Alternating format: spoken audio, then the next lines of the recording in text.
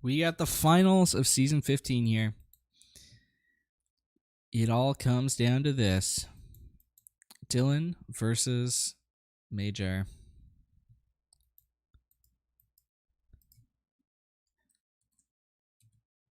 For all the glory, for all the marbles, for all of the money, although there is none.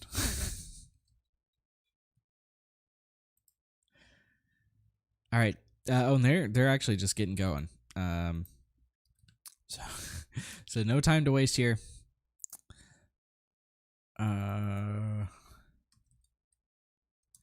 We just did the top 4 game, the Majar one. So okay, they are gonna give me a bit of time to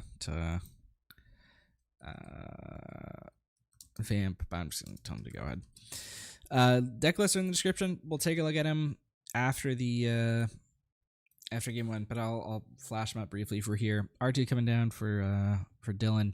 This is Dillen's list. It's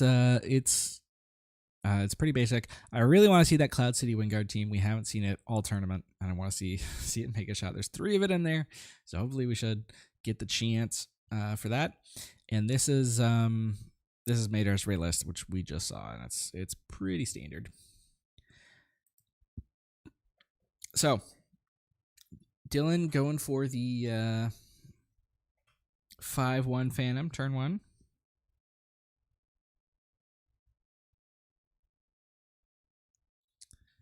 And Majar with the R2.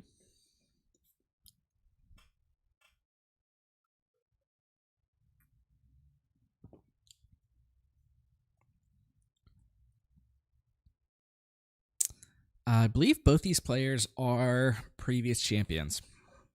Neither of them won last season, but they both have won before.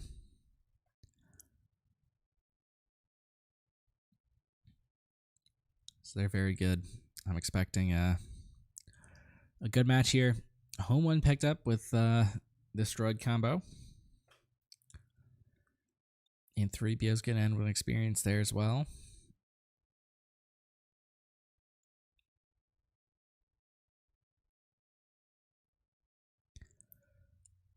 Although this turn looks a bit weird for Majar. Like, unless one of these droids dies, he doesn't really have much of a play. This Phantom is starting to do work for Dillen.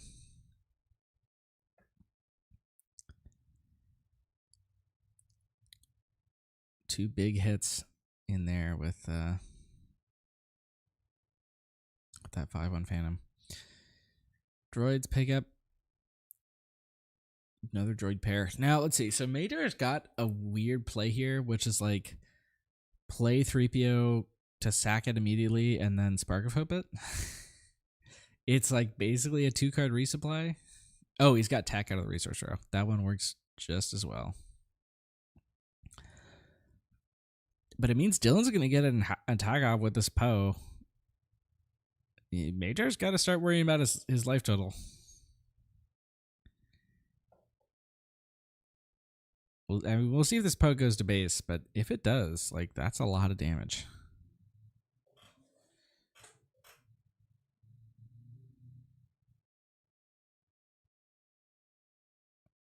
It's possibly he also considers one of these ground units to be a big threat as well, though.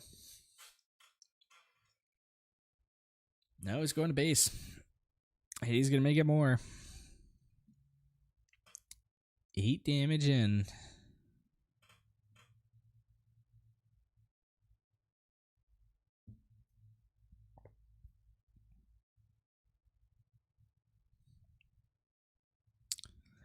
Takedown fired off. Going to clear that Phantom.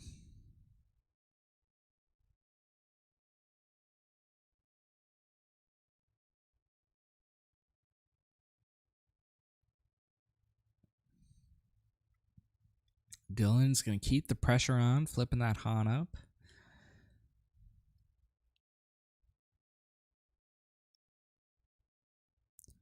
R2 going to crash into the Poe. And then Wrecker coming in from the Han. Yeah, that's why you had to flip Han early so he could wreck her while still retaining the ability to flip.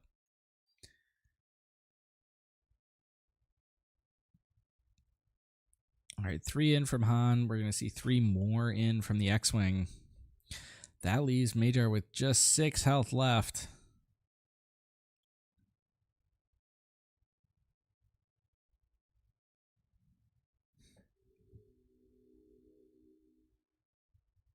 Oh, Dillen is having a TTS glitch, maybe?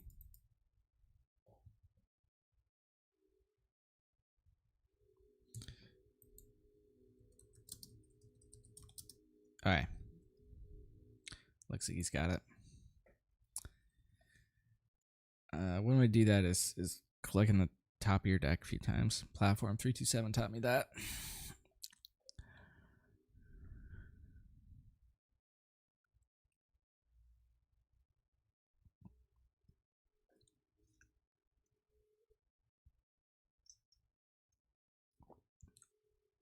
All right.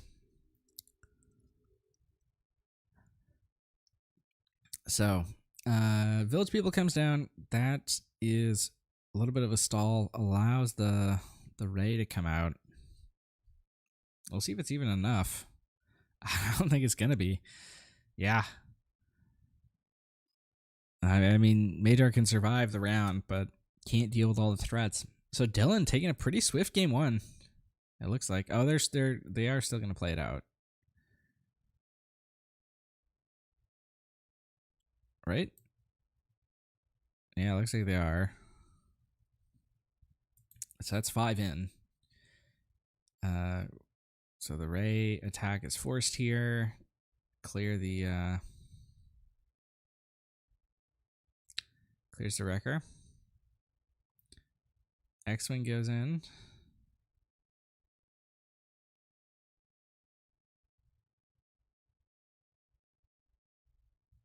And then Han gonna double use his ability. And yeah, that's it. All right. Good game. Quick one there for Dillen. Just about 3 minutes. It looks like, no, we've been longer than that, haven't we? Yeah, we've been live for about 7 minutes. My OBS is just showing the wrong time. All right, let's take a look at sideboards here. This is Majar's. What does he have for this matchup? It's mainly removal, like takedown, direct hit, like maybe Ravel's Fall, though that's a bit big. But I mean, like direct hit is like another way to deal with Phantom potentially. But I think most of the tech that that Majar would need is already in his main. On Dillen's side, he's got a lot of stuff for the longer game in case things end up going that way. Crate Dragons, Redemption, Honorable Sacrifice, Fell the Dragon. He's got Bombing Rounds, which did well for him in the top 4. I don't think he's going to need him this time around. So we might see those Crate Dragons come in. But frankly, like Dillen's already pretty loaded out for going late.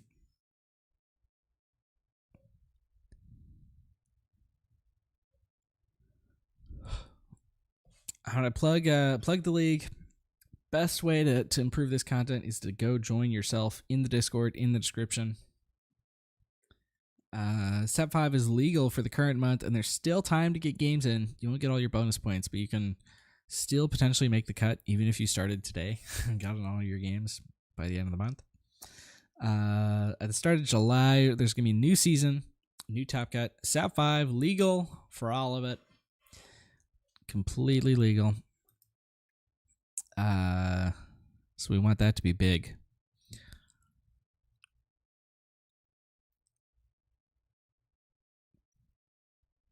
And it looks like Majar's just about finishing up his sideboarding here. All right. Majar fighting for his life.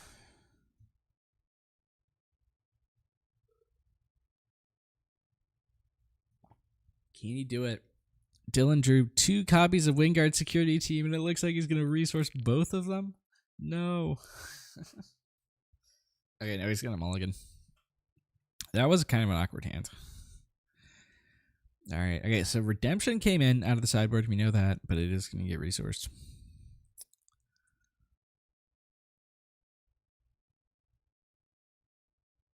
This is definitely also an awkward hand, although he does have plays.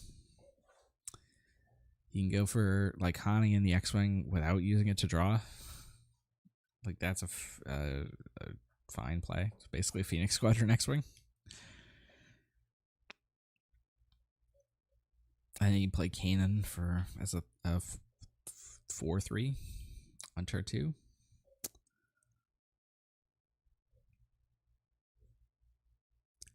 On Majar's side, is he still thinking about mulliganing, or is he thinking about resourcing? Looks like, yeah, he's going to mulligan here.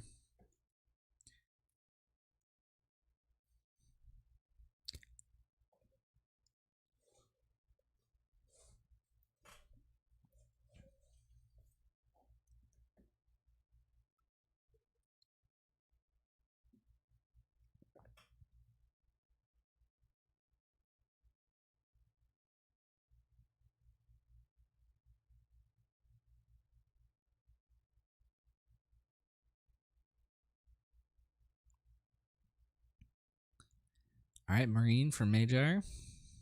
And, yeah, that X-Wing. The X-Wing comes in with the damage from the Han, not from its own ability. Remember that.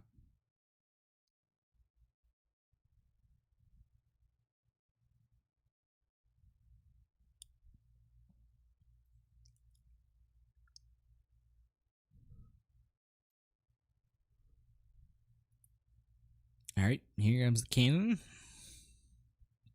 Village People lines up pretty nicely into that.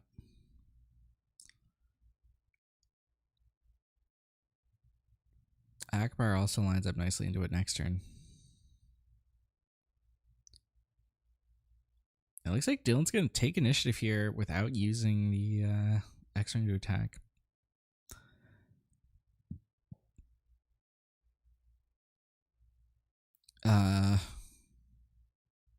Not entirely sure what he's going for there.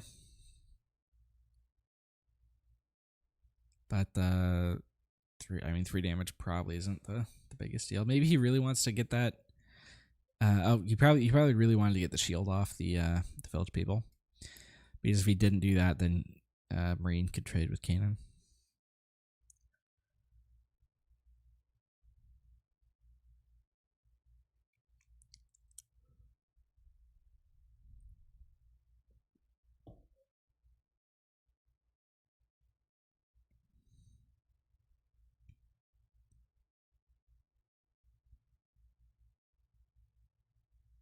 Interesting. Open fire coming down to delete the Village People instead of Poe.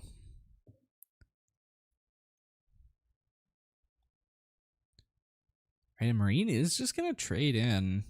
Yeah, Majar goes for Spark of Hope.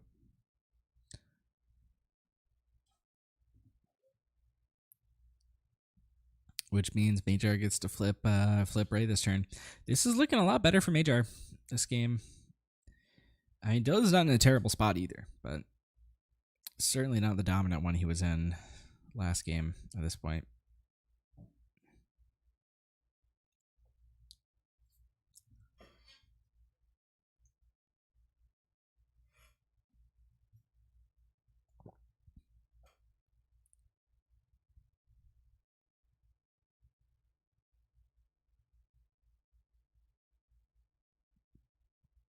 All right, here's the Bright Hope. Block up space a little bit. Here's Poe.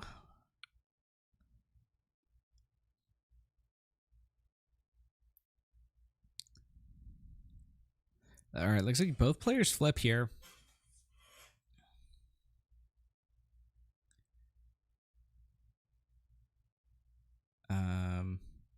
Ray is gonna just jam into the Poe.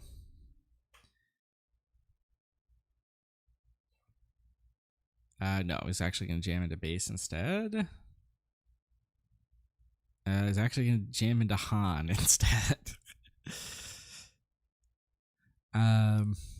Yeah, that one makes sense.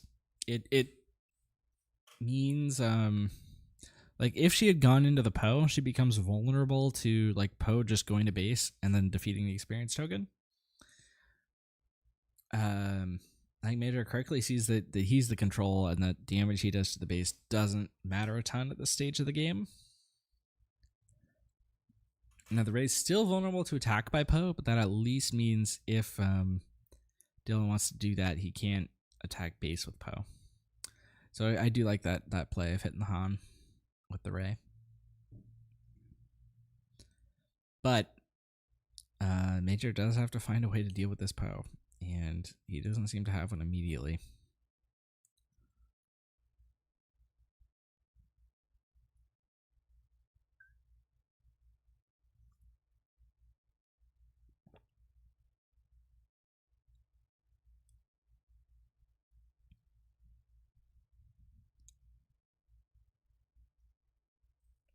All right, Dillen just using the Han while he can.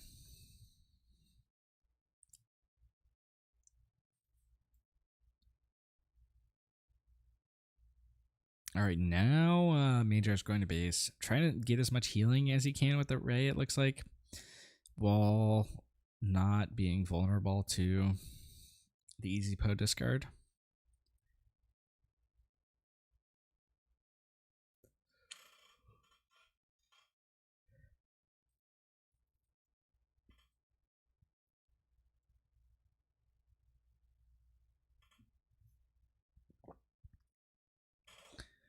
All right, no matter what though, still vulnerable to Luke.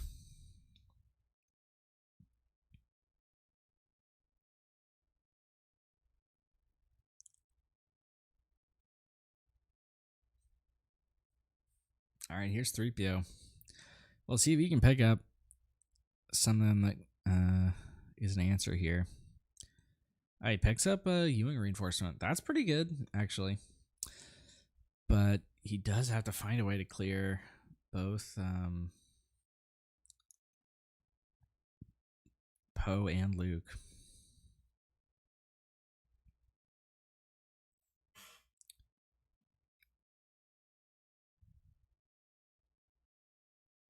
Poe does take a damage from the 3PO. Yep. Which could matter. It looks like Majar gets initiative here. Those are two really good pickups. Blue Leader and Fel the Dragon.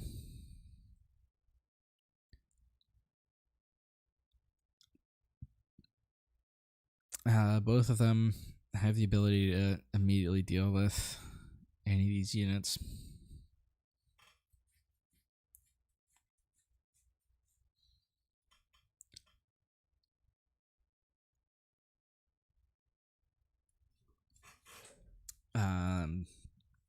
But playing one of them would foreclose the possibility of Ewing reinforcement. All right. Ooh, okay. So Majar is gonna play this one. All right. No, he was thinking about killing the Han to keep his unit alive, but decides to be a bit safer and clear the Poe. All right, and here's Chewie coming down. Not the Wingard security team, unfortunately. But Chewie's a great one here. He's a 6'8", basically. Because he's got grit.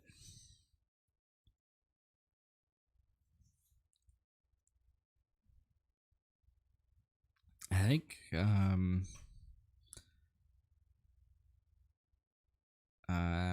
Dylan's at 8, which means he can play Crate Dragon here. With the Han. Yep. And we might see a quick one here.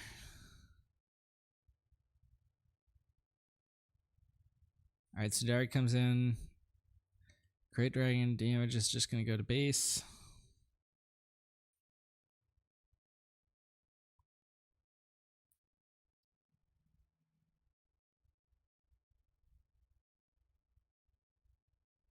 Majar gets initiative. 3 in. And yeah, nothing to do. And Dillen wins the whole tournament without ever once playing that Wingard security team. Congratulations to Dillen for winning again.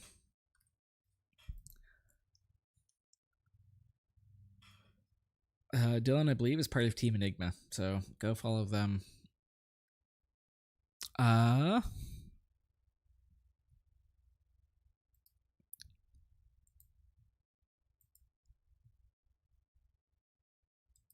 We're gonna try and get Dillen on the channel possibly at some point to do an interview or something.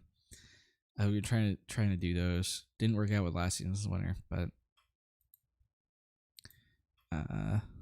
good games. Dylan says if it goes long, I think you would have the upper hand.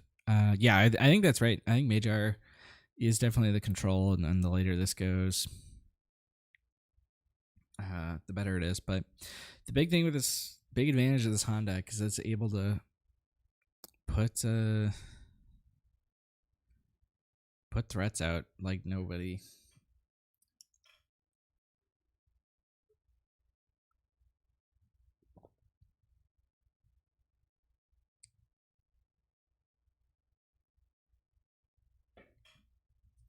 All right. Thank you everyone for tuning in. Oh, it's only 8:12 and I've done 2 matches today. It's gonna be a productive day. All right. Thank you everyone for tuning in, and remember to always take the initiative.